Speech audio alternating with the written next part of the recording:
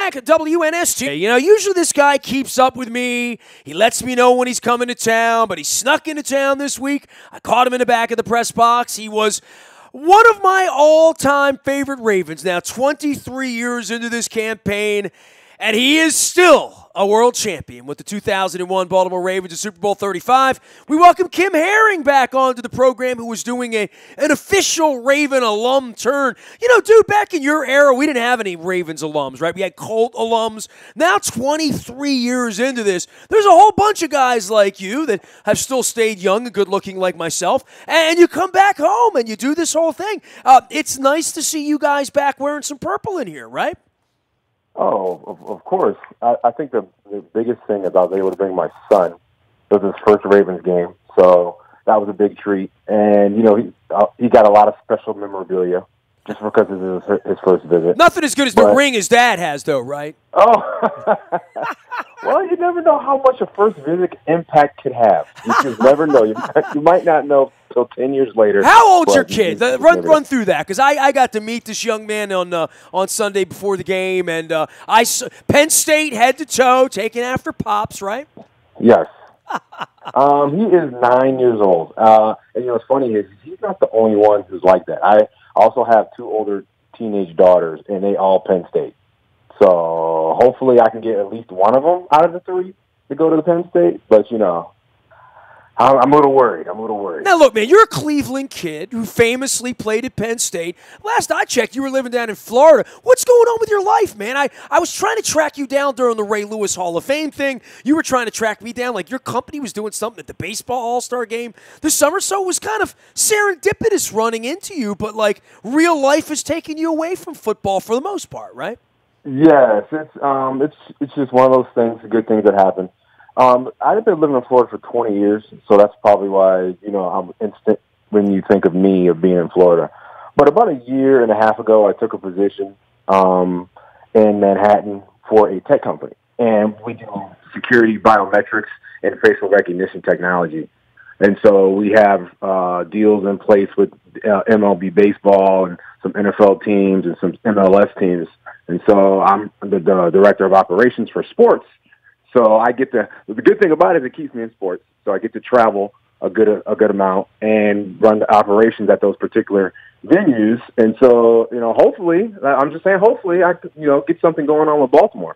Well, that'd be good to know. Kim Herring, of course, played with the Ravens back in the late 90s, won a championship, went off to St. Louis. And how often do you get back? Have your daughters been to Ravens games? I mean, I saw you at a Ravens game, feels like a minute ago, but I'm sure it was 5 or 6 years ago now, right?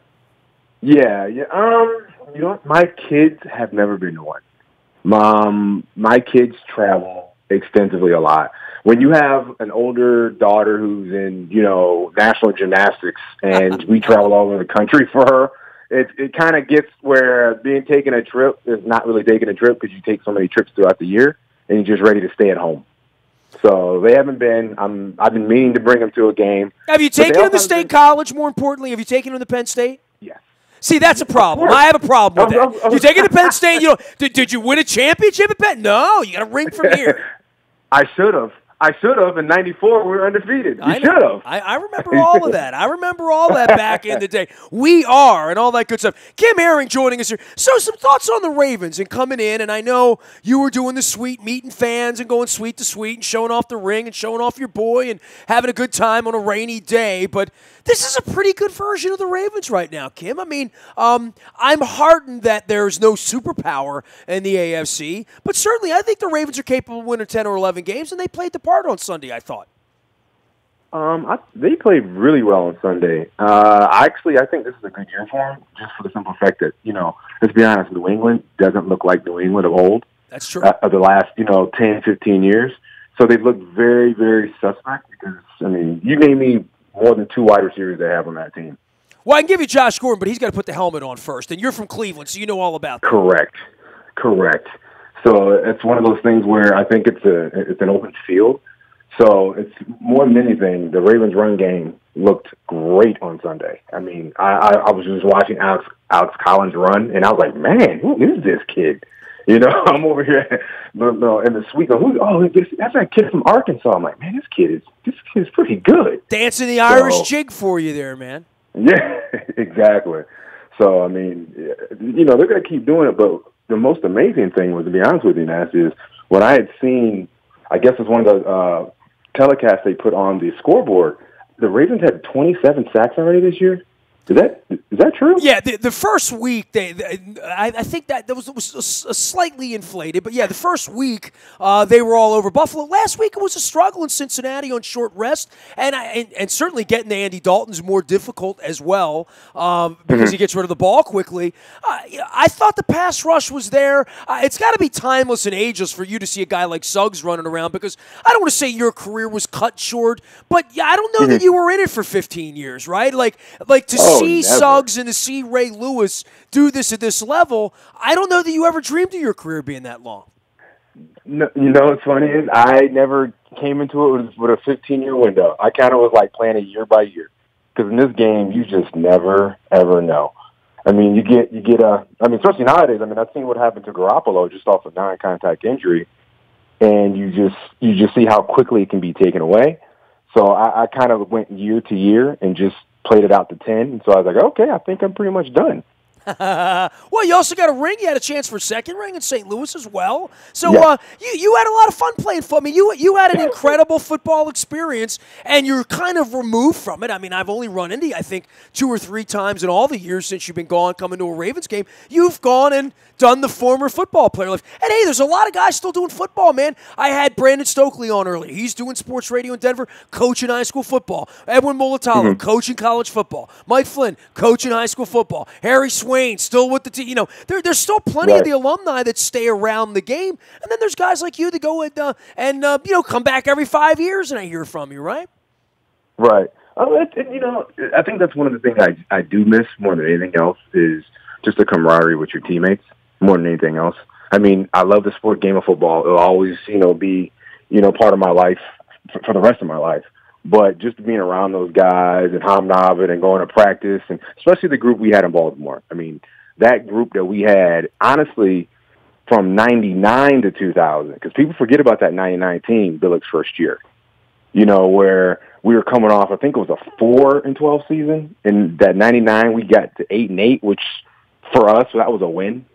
You know what I'm saying? Dude, I remember the bad days. I mean, Kevin Byrne was asking me about the Penn State thing, and I said, I remember this. Maybe you don't remember this, but one of the weekends when you were here, 97, 98, Wally Richardson, it was 97. Wally Richardson and you were teammates at Penn State and came to Baltimore. You guys were doing my show on a Monday, and I was driving to Penn State on Saturday to see Michigan Penn State, and that was a game where, that was the Greasy Woodson annihilation of Penn State. It was like 38-3, rainy, awful day. Then the next night, I went up to Pittsburgh, drove in the ice, and you guys on the field got crushed by the Steelers, and I did a Monday night show with you guys, and this is like 20 years ago, and I said to Kevin, I'm like, man, that was the night that Vinny threw the interception from his knees to Woodson. Right. It was a bad night, and we had a lot of bad nights back then, but that's ancient history for this franchise because once it turned the corner in 99, dude, it's kind of never gone back to that ever, right? This has been the most competitive franchise over the last 20 years. We forget that those seeds were planted, that you played on some struggling football teams in the beginning. So did Ray Lewis, by the way. Right. And I it really started with, Brian Billick, to be honest with you. He brought in a kind of way to practice, a kind of mentality of this is the way you do things. If you want to be treated like a man, you got to act like a man. When it comes down to it, you can have fun with the game, but more than anything, when you get between them lines, it's all about seriousness. It's all about your teammates, and we'd never experienced that before, and so it was like a breath of fresh air. And we actually practice less, but we practice harder. You understand what I mean? Sure. So it's one of those things like, wow, we actually get a day off training camp, and then we practice for 2 days, and he gives us another day off. We thought. Initially, I actually thought it was, a setup. It was like, you setting us up, we're going to have like a fake practice or something or going on. He's like, no, you guys are going home. Like, wow. Okay. So you kind of appreciate the small things. And so that's why everybody wanted to play for them, and play for your coaches and play for the guys next to you. And so I think that kind of started like a culture. You see what I'm saying? Because we never had an identity before that. We just had we're just here. And for you to come back when Ray was coming onto the field on Sunday, that That's everything, right? I mean, he's the reason all of this exists. And look, I wasn't for the parade on Saturday. A lot of folks didn't go down for that. But, honoring Ray and having statues in the Hall of Fame, none of this exists without him. And, I mean, there's times it's a little over the top for some of us, but there's also the point where there's none of this that exists without him. So honoring him to me is it's always a good day to watch Ray dance for me. Oh, for sure. Now he's at that age now. You don't know you don't know how he's going to act after he dances, because he might have to hurt his hip, or his back might hurt his knee. But he still got it. I saw him come out on the field today. I was like, wow, that's pretty good, man. That's pretty good. Well, do you tell your kids about the legend of Ray Lewis? Your kids not football fans to know all of that, or are they into Dad played in the NFL and won a Super Bowl? My daughters aren't. Just for the simple fact, they're 13 and 14 years old. They're doing their own thing. They got YouTube and social media and yada, yada, yada. So, it's really hard. My son is more into it, even though he's not into it like people expect him to be, because he's only 9. It's so long ago, and I had them after I played. So I had my kids after I played. So they never, came to the games. Only my oldest did. But that was only for 2 years, when she was only 2 years old, so she doesn't remember any of that. So well, when you found Ray Lewis, and I just support him. Well, when you found Ray Lewis, he was a kid like you, right? He was a good player, and you saw that. But I don't know that you thought you would be sitting at home with 3 kids when they're winning Super Bowls in New Orleans 5 or 6 years ago, and he'd still be playing, right? I mean, it must sort of boggle your mind, Ray's career, knowing where you came into that crazy locker room in Owings Mills 20 years ago, and to what his legend has become 20 years later. Oh yeah, it's something that's very. I mean, just to see him, because remember he came in '96, I came in '97, so that was his second year. And it's like what he said in his speech on Sunday, where he was like, "You came in there thinking, do we even have a team?" Because it was my second year. I was like, I barely know who the Ravens are, and where do they practice at? And when we got there and we found out that it was an old police, home police academy, I was like, are you serious? A lot of people who never was on those days didn't understand what had started there. You see what I'm saying? Well, they didn't know about Bill Tessendorf with the tool belt looking like Schneider from One Day at a Time. They see this big, beautiful building, with Under Armour. I'm like, oh, we had nothing like that. We had nothing. Our locker room, our weight room was about the size of our training room. It was small. It was literally about 200 square feet. Well, you had cold tubs in the middle of the racquetball court, right? Yeah, it was crazy.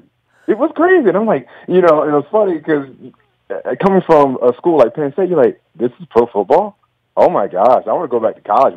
Our facilities are 100 times better than. Look, I'm going to give you a free pass on the Penn State thing here because I could go hard journalism on you right now, but I'm just going to play nice. Kim Herring is here. He is Penn State. He's also a Ravens world champion from the Super Bowl 35 team. He was hanging out at the Ravens game with his son on Sunday in the rain, running between the raindrops out there on Ray Lewis Day. All of our WNST programming brought to you by our friends at Sporticulture. We have beautiful flowers in the studio. They smell lovely as well. You can ship them anywhere, even up to New Jersey with Kim Herring, or down to Florida, or even out to St. Louis where he used to play. You get those on the internet, sporticulture.com. My man Court grows these flowers right out on the west side of town, but ships them everywhere in the country, and they are officially licensed. Also brought to you by Royal Farms. Real fresh, real fast, and the tasty coffee for just $1 right now. I save up the points on my Rofo Rewards app. You get your fried chicken and your Western fries free, and they taste even better. Royal Farms, real fresh, real fast. Also, our friends at Cole Roofing. Billy Cole will be here later on in the week. He sponsors our community and charity series. We got a whole bunch of new sponsors coming on I'll be telling you about later on in the week. But every Thursday morning, we get up early. We talk to people about community and charity things going on in our community, like the John W. Brick Foundation 5K run coming up in 2 weeks, like the Flip Flop Festivus I went to last week. Lots of great stuff, all in the BuyAToyota.com audio vault, all brought to you by Cole Roofing and Pfister Energy. Kim Herring is our guest here at WNST.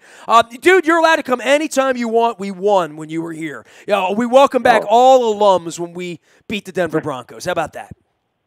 Oh, thank you. I mean, I will definitely call you on that because now I don't live nearly as far away living in Florida, so it makes it a lot easier to come to these games. You stay up with your teammates, and the reason I asked that is I had a special night. Like, I went out to Canton for the Ray Lewis thing, and I took a big group out there. We had 4 busloads of people, and I got to walking around up front right before the ceremony. It was 110 degrees, like everybody's on fire, and I was just blown away. You talk about Ray Lewis and bringing people together.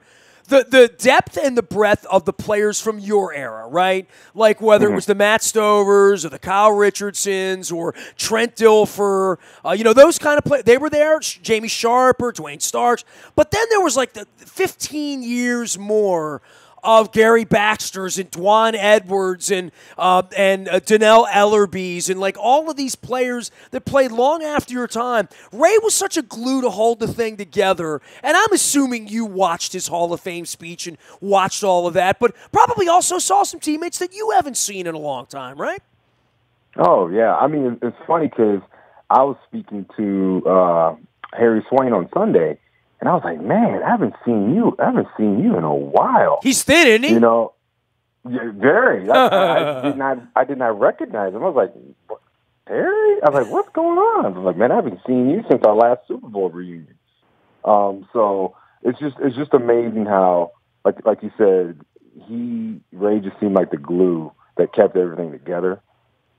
And the amazing thing is he always gave you that feeling of you can do a lot more than what you thought you could do. Just by some of the words he said. You would believe him. Like, yeah, I can run through a wall, even though you couldn't. But it was like you just believed it. Did you have anybody like that at Penn State when you were there? Or even St. Louis? Was there any second place to Ray Lewis when you talk about that, whatever that it factor is? That it factor, that's a tough one because, and I say that not to disparage anybody else after Ray, but Ray was just Ray. And I played with some unbelievable players. I played with a lot of Hall of Famers.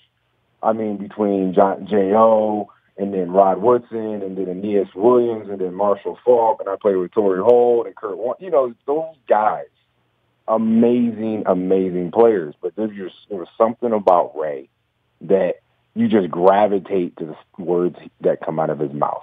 It's something about it, And a close second, I honestly do not have one. Well, I didn't think you did. I was trying to think, is there anybody else sort of kind of like him anywhere else? Probably not. Hey, man, always good to catch up with you. Good to see your smiling face. I appreciate our friendship and staying in touch over these 20 years. I don't bring you on to talk a ton of football because I know you're out doing your thing and making the world a better place and raising your family and all that stuff. But please stop by anytime, man. You're always be one of my favorites. And it's just something about the old school Ravens of your era that all of these years later, whenever I run into them, it feels like it's been 5 minutes, man. It's awesome. Oh, always, man. Like I said, 20 years, man. Can you believe it? 20 years. 21 years. It's even crazier. Jeez. Dude, take care of yourself, and I know you're traveling all around. I look forward to seeing you and your son a little more. You got a better chance of running to me in Baltimore than you do at a Penn State game, just so you know, okay? Okay, well, man, I'll have to get you some tickets then, so you can go. All right, I'll go to Happy Valley. We all get happy up there. Get stickies and all that stuff at the Skeller and all That's that. Right. There you go. Regatta. Kim Herring joining us from New Jersey. Super Bowl champion on the 35 team. Was doing the Ravens alum turn during Ray Lewis Day. I caught up with him. Great to visit with him as well. You can find everything we do out in the buyatoyota.com audio vault 24 hours a day from anywhere in the world on your mobile device by downloading the TuneIn Radio app. Becoming crystal clear from anywhere in the world. Our morning newspaper ships directly to your email inbox free of charge each and every morning at 7 a.m. It's all brought to you by Planet Fitness and PlanetFitness.com, where it's still $10 a month to get in the best shape of your life, guaranteed. Our morning newspaper there for you, but also brought to you by the Maryland Jockey Club and the Maryland Million. I'll be running that on October the 20th down at Laurel Park.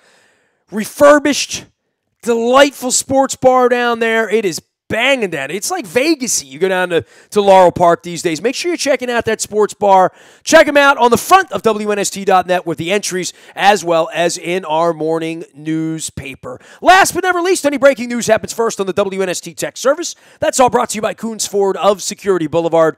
And Dennis will be here on Thursday from 3 until 5 driving you home. It is the SSV. the Sunday Sports Voice, now heard on Thursdays from 3 until 5. I am Nestor. I am very, very easy to reach. Nasty at WNST.net. Facebook, Twitter, LinkedIn, Snapchat, Instagram, and anywhere Kim Herring's text goes. You can find me. I am Nestor. We are WNST.net, AM 1570, and WNST Towson, Baltimore, and we never stop talking Baltimore sports.